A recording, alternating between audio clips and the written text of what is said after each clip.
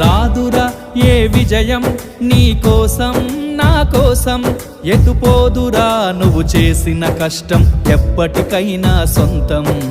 కాలంతో పయనించే వాడికి కానిది ఏముంది, సాధనతోనే సాధ్యమవ్వునని సదాశయంతో సాగర ముందుకు. రాదురా ఏ విజయం నీ కోసం నా కోసం, ఎటుపోదురా నువ్వు చేసిన కష్టం ఎప్పటికైనా సొంతం.